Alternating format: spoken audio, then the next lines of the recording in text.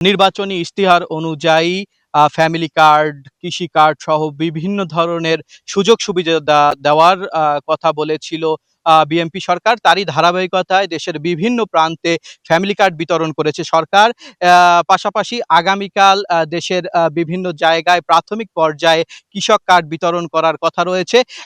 তারই ধারাবাহিকতায় পিরোজপুরের নেসাবাদ উপজেলায় ১১৫ জন কৃষককে কিন্তু আগামীকাল কৃষক কার্ড বিতরণ করবেন, এমনটি কিন্তু আমরা জানতে পেরেছি। দেশের কৃষকদের মাঝে কৃষি সুযোগ সুবিধার জন্য কিন্তু এই কৃষক কার্ড বিতরণ করবেন। ৩ ধাপে পর্যায়ক্রমে সারা দেশের সব কৃষককে কৃষক কার্ড দেবে সরকার। ৫টি শ্রেণীতে ভাগ করে দেওয়া হবে এই ধরনের কার্ড। এর মাধ্যমে ন্যায্য মূল্যে কৃষি উপকরণ, সেচ সুবিধা, সহজ শর্তে কৃষি ঋণ সহ ১০ ধরনের সুবিধা পাবেন কার্ডধারী কৃষকেরা। পহেলা বৈশাখ আগামীকাল, এ কারণেই আগামীকাল পহেলা বৈশাখ নতুন বছরের প্রথম দিনে প্রাক পাইলটিং পর্যায়ে কৃষকদের মাঝে কার্ড বিতরণ করবেন মাননীয় প্রধানমন্ত্রী তারেক রহমান। কিন্তু টাঙ্গাইলের শহীদ মারুফ স্টেডিয়ামে এই কর্মসূচির উদ্বোধন করবেন। এর পরপরই পিরোজপুরে ভার্চুয়ালি যুক্ত হয়ে তিনি পিরোজপুরের নেসারাবাদ উপজেলায় এই কার্ড বিতরণ করবেন।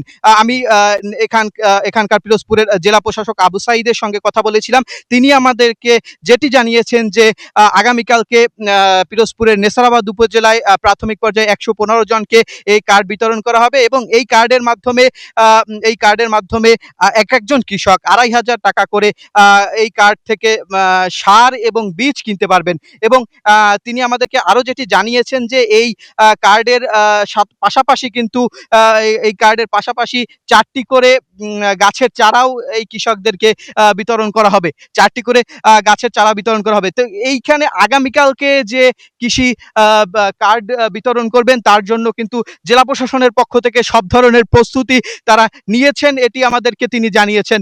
এবং তিনি যেটি আরো জানিয়েছেন যে মাননীয় সরকারের যে গৃহায়ন ও গণপূর্ত মন্ত্রণালয়ের মাননীয় প্রতিমন্ত্রী আহমেদ সোহেল মঞ্জুর রয়েছেন, তিনি আগামীকাল এই কৃষি কার্ড বিতরণের জন্য আগামীকাল ১০টায় নেসারাবাদে থাকবেন এবং এই কৃষকদের মাঝে কৃষি কার্ড বিতরণ করবেন। তো প্রধানমন্ত্রী তারেক রহমান আগামীকালকে এই যে কৃষি কার্ড বিতরণ করবেন, এই কৃষি কার্ড বিতরণ নিয়ে এখানকার কৃষকদের মধ্যে কি চিন্তা ভাবনা এবং তারা যে এই কৃষি কার্ড পাবেন তা নিয়ে যে কৃষকরা কেমনটা বলছেন, তাদের অনুভূতিটা আমি একটু জানতে চাবো। ভাই, আমি আপনার সাথে একটু কথা বলতে চাই যে আসলে এই যে আপনি যে কৃষি কার্ড পাচ্ছেন এবং কৃষি কার্ড যে পাবেন, এতে আসলে আপনার অনুভূতিটা কেমন এবং এই কার্ডগুলো আসলে কাদেরকে দেওয়া উচিত বলে আপনি মনে করেন? আমরা তো কাজ করি, কৃষক কাজ করি। আমরা তো এই যে বিএনপি সরকার ক্ষমতা আইছে, আমাকে এই কৃষি কার্ডটা দিলে আমাকে একটু উপকার হয়। এটা যদি ওই আশেপাশের লোকজনে না পায়, আমরা পাইলে একটু করতে হয়।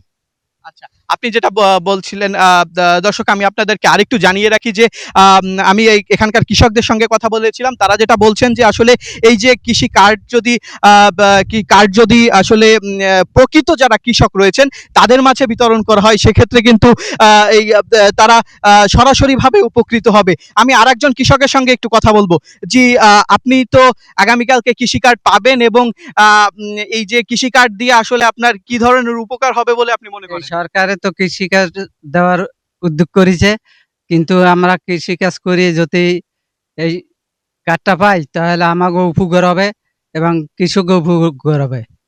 দর্শক যেমনটি শুনছিলেন যে আসলে কৃষকরা যেটা বলছেন যে এই কৃষি কার্ডটি যদি তারা পান তাহলে আসলে তারা সরাসরিভাবে উপকৃত হবে।